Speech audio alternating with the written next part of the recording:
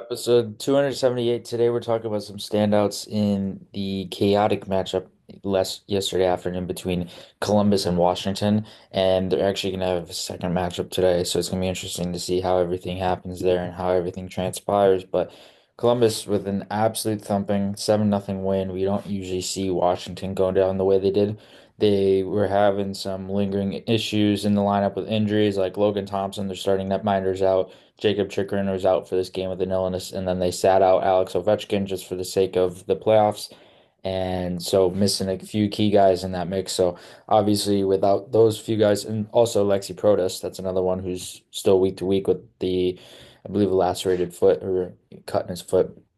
And so missing a handful of players, obviously, and when you're missing that many players, that many premier players, it's going to be hard for them to adapt right away. But players have to step up, and players weren't able to for Washington this game. But however, on Columbus's side, just an absolute domination. It's really exciting to watch. And I think the main guy we should start with is Adam Fantilli because he was creating a lot of havoc offensively, physically, defensively.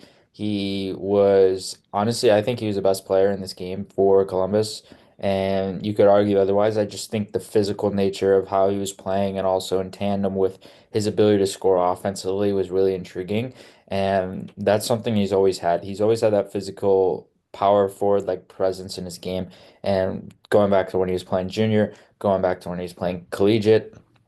He's always had that ability. It's always been ingrained in him to be able to do that. And I think when you talk about Adam Fantilli, you see a potential superstar power forward in the making. And really exciting to watch a player who could be a cornerstone center of their franchise long term. And I think with Sean Monahan there already, you have Adam Fantilli down the middle, and you can have some other weapons down the middle at some point, including Caden Lindstrom in that mix. I think Columbus is really set for their center core in terms of what they can produce out of that long term. And just a mix of the veterans and the younger core, I think, is going to be really intriguing on Columbus's side as well.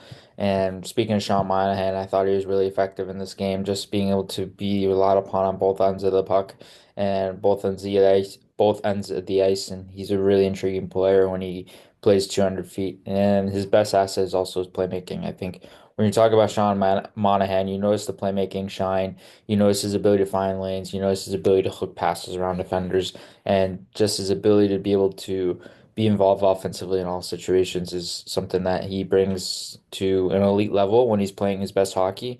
And this year's been a resurgence of sorts for him. I think when you look at Columbus, when you look at the makeup of their team, you really want to see them win just because of the Goudreau situation. And I think Sean Monahan's really stepped up to the plate in this season, and he's been tremendous and really exciting to watch. Kirill Marchenko brings speed off the rush, speed in transition. I love watching his game. I love watching the way he skates and how he moves with the puck in transition. I think he's one of the more underrated exit to entry players who can create a lot of pace with the puck on his stick and just be relied upon in many different situations offensively, and a guy who you can really lean on this year as a goal scorer as well. And we've talked about the original Kirill the Thrill and Kirill Kaprizov when he came into the league. I think we're seeing another Kirill the Thrill in terms of Kirill Marchenko and his ability now, which is awesome to see because Columbus, you don't usually see too many superstars come out of Columbus. I think Kirill Marchenko is one of those guys who could really turn into one of those young superstars for them long term. Still only 24 or 25, somewhere around there, and has been playing at a point per game pace. He's been averaging, I believe, around half a goal per game, and he's just been playing really well and really fun to watch, really exciting to watch. I think he's a player long term we could see hit 90, maybe even 100 points.